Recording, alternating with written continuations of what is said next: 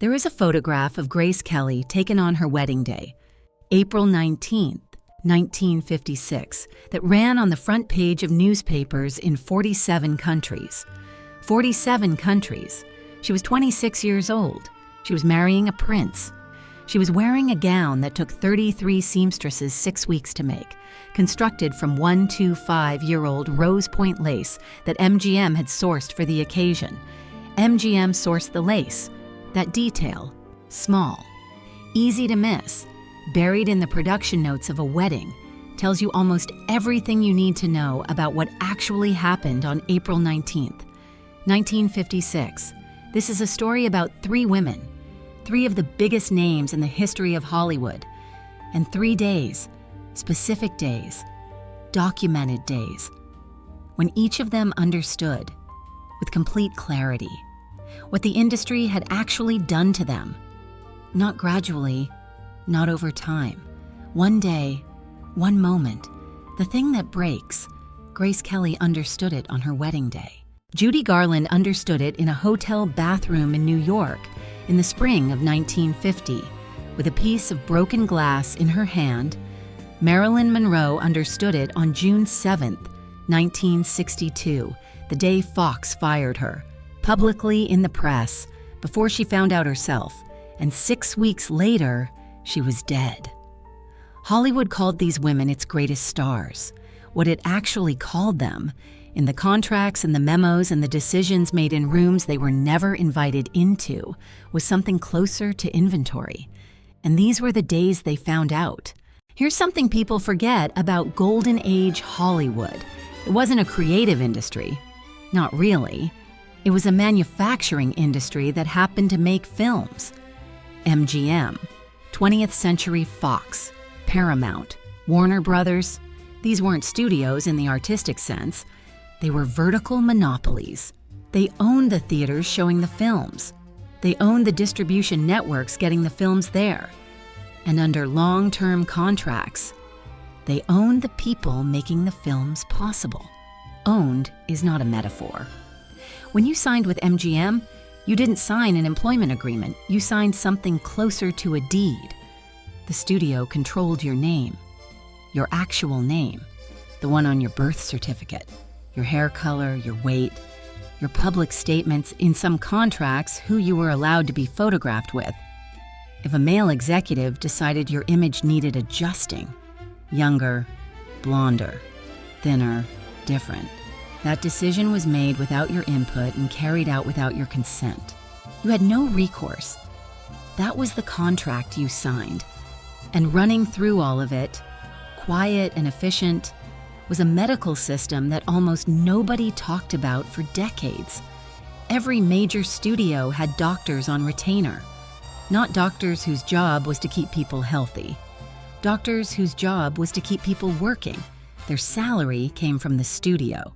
Their continued employment depended on the studio's satisfaction. Their patient, in any meaningful sense, was the production schedule, Benzedrine, amphetamine, to suppress appetite and hold performers upright through 16, 18-hour days, barbiturates when the Benzedrine made sleep impossible.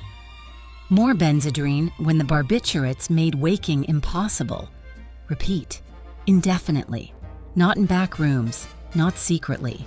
This was the standard of care. Doctor. Lee Siegel worked as a physician for 20th Century Fox. Years later, he told biographer Anthony Summers flat out, in those days, pills were seen as another tool to keep stars working. The doctors were caught in the middle. If one doctor would not prescribe, there was always another who would. Everyone was using pills. Everyone. Debbie Reynolds found out what that meant when she was shooting Singin' in the Rain. Her personal doctor told her to take a week off.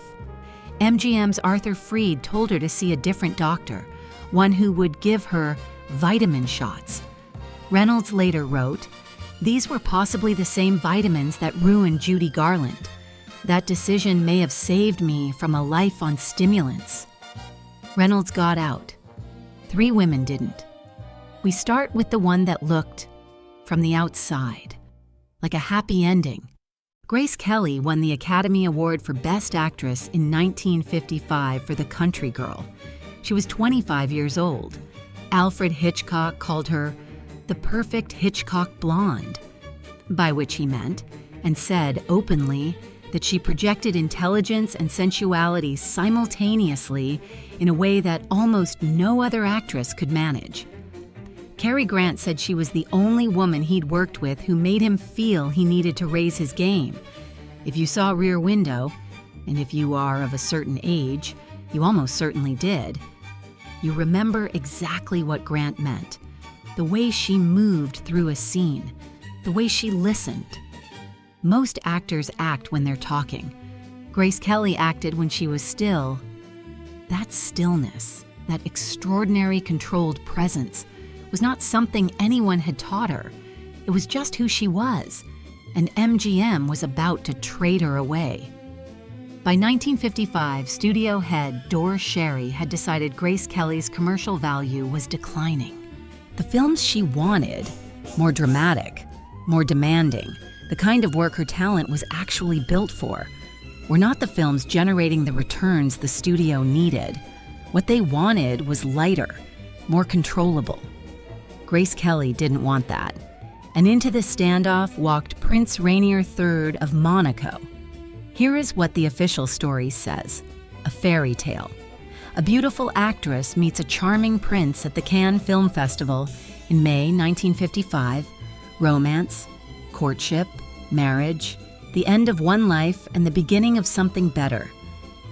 Here is what the documents say. Monaco in 1955 was in financial crisis. The principality's primary revenue source, the Casino de Monte Carlo, was bleeding money. Rainier needed a solution. His advisors had identified the options: a major injection of foreign capital, or a high-profile marriage to an American woman that would generate international tourism and stabilize Monaco's relationship with France, which was threatening annexation if Rainier died without an heir. MGM needed something too. The studio had agreed to finance and distribute a documentary about Monaco, the story of Monaco, in exchange for exclusive film rights to the royal wedding, a wedding that would be watched by 30 million people on television. That would run in cinemas worldwide as a short feature. MGM wasn't just attending Grace Kelly's wedding, MGM was producing it. The studio sourced the dress fabric, the 125 years old lace. They managed the press access. They held the film rights, and they released Grace Kelly from her contract, a contract with 2 years remaining. In exchange for Rainier's cooperation, he got a famous American wife whose face would appear on every magazine cover in the Western world. MGM got a film. Grace Kelly got out of her contract. Nobody asked her what she wanted. She found out what the arrangement actually was in pieces. Not in one conversation, in fragments, over weeks. A detail from a studio lawyer, a clause in an agreement, a conversation with her agent that went sideways in a way she didn't fully understand until later. By the time she understood the full picture, the wedding was 3 weeks away. Judith Balaban Quine, Grace Kelly's closest friend, one of her 6 bridesmaids, and later, author of The Bridesmaids, described a conversation she had with Grace the night before the wedding. They were sitting in Kelly's room at the Hotel de Paris, late. The wedding was in the morning, and Grace Kelly said, "I keep thinking about the contract, about what it means that MGM arranged all this. I feel like I've been traded." Traded, that was the word she used. The following morning, she put on the dress. She walked up the aisle of the Cathedral of Our Lady Immaculate. She married Rainier. The cameras rolled. 30 million people watched. She never made another film. Rainier's constitution, the actual governing legal document of Monaco, did not permit the princess to work as an actress. Not informally discouraged, constitutionally prohibited. Grace Kelly, who Hitchcock had called the greatest actress of her generation, was legally barred from acting by the country she'd married into. Hitchcock approached her in 1962 about Marnie. She wanted to do it. Rainier said no. Monaco's citizens, who had come to regard their princess as a symbol of the principality, not a person with a career, protested publicly at the suggestion. She withdrew. In 1974, she told an interviewer, "I'd like to do a film. I have the right temperament for it still, but it's not possible here. It's simply not something that is done. Not something that is done." She died in September 1982. A car accident on the mountain road she had driven hundreds of times. She was 52 years old. At the time of her death, she'd been working quietly for several years on a way to return to film, a project she was developing herself. Outside the Monaco press machine, outside Rainier's line of sight, it died with her. Grace Kelly didn't have a breakdown. She didn't collapse publicly. She didn't give anyone the dramatic exit Hollywood storylines are built on. She just slowly, quietly, over 26 years, disappeared. That was the darkest moment. Not a single day. A slow erasure.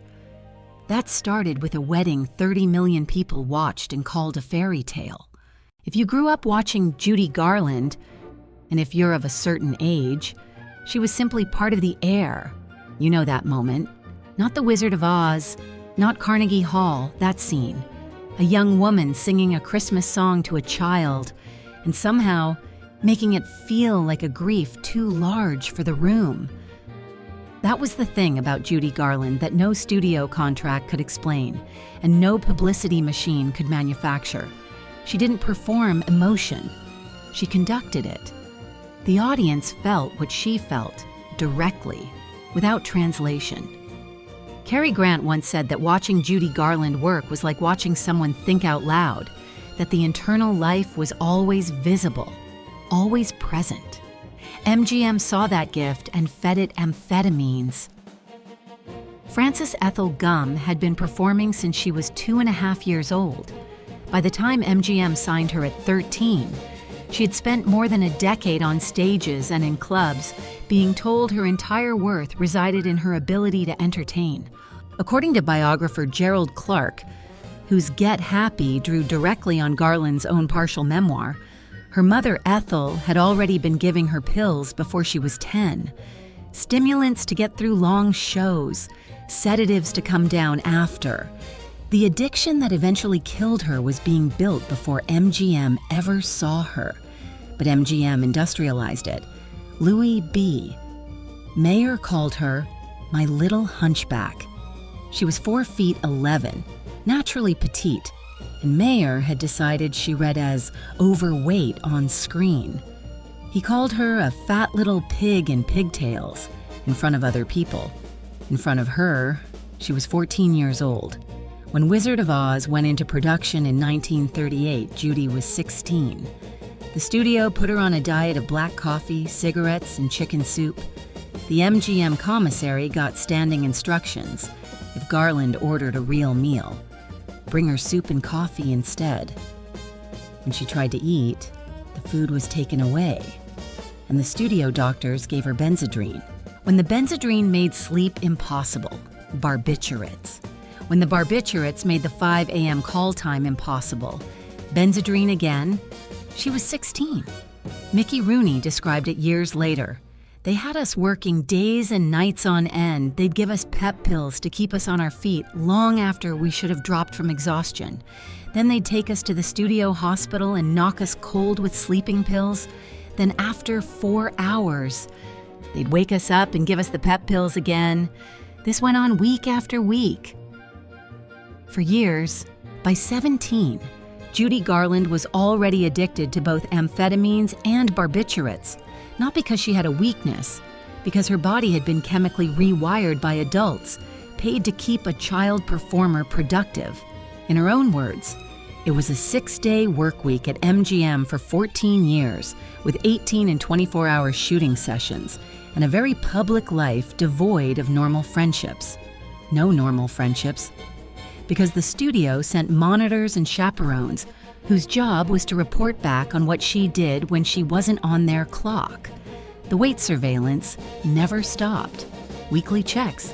If she gained a pound, more medication. Less food, and another conversation about her value being conditional on her size. In early 1950, MGM suspended her from the production of Annie, Get Your Gun. The studio cited her emotional instability and unreliability on set. Those words, her unreliability, appeared in newspapers across the country. What the newspapers didn't say, the instability was a direct consequence of the pharmaceutical regimen the studio's own doctors had been running for over a decade. MGM created the condition, then fired her for having it. The Plaza Hotel in New York keeps its records private. What happened there in the spring of 1950 has been reconstructed from Garland's own memoir, Gerald Clark's biography, and the accounts of people who were called afterward. She was alone in the room. She found a broken glass. The cuts were small. She was found quickly. MGM's publicity machine made sure there was no press coverage. It was contained, managed, filed away, the way the studio filed everything that complicated the narrative. But something had shifted. Something that didn't shift back. Years later, in a 1967 interview with journalist Jack Hirschman, Garland said, "I had given MGM everything. Everything I had, everything I was going to have. And when I couldn't give anymore, they told the world it was my fault. My fault." That reversal, the studio making her the problem rather than the product of the problem, was the thing she came back to. Again and again for the rest of her life. MGM fired her 4 months after the Plaza, June 1950.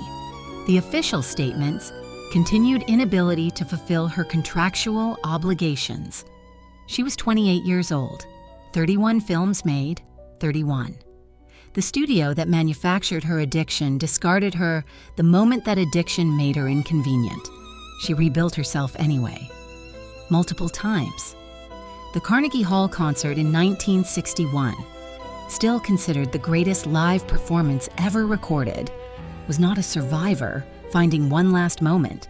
It was a working artist at the absolute height of her technical powers.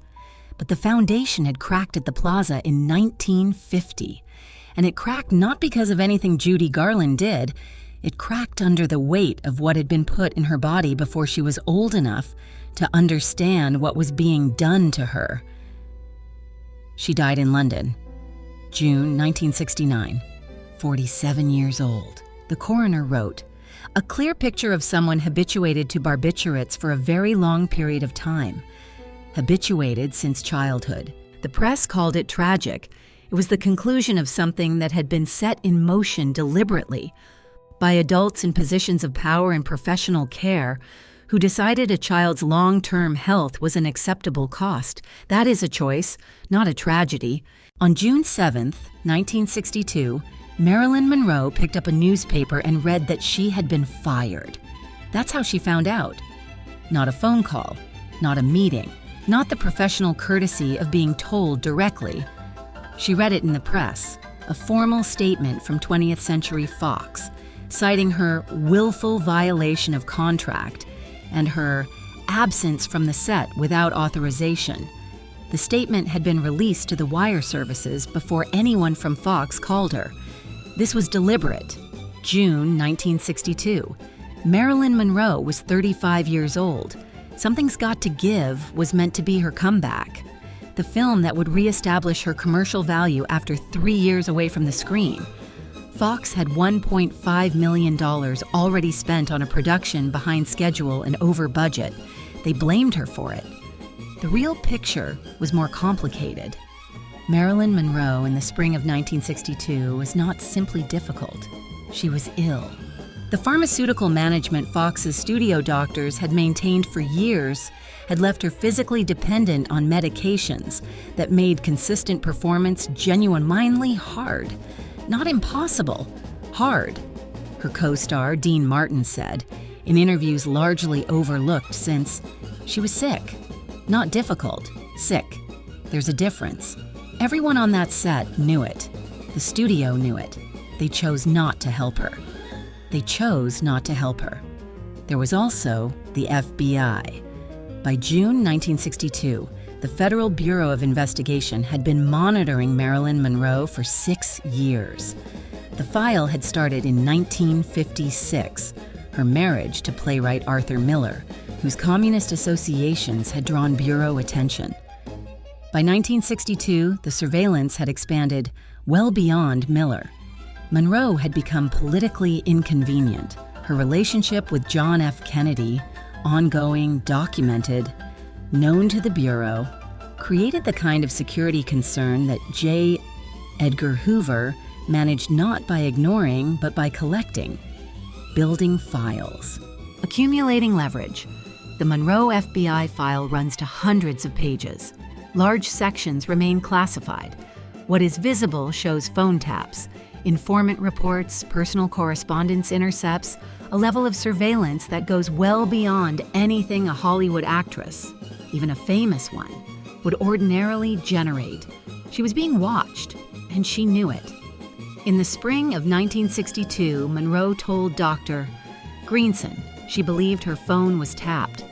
Greenson initially attributed this to paranoia. He later revised that assessment. Her phone was tapped.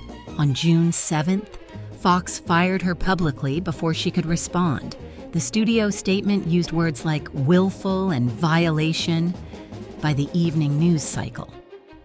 Marilyn Monroe was the story, the difficult star, the unreliable actress, the woman who had cost Fox millions.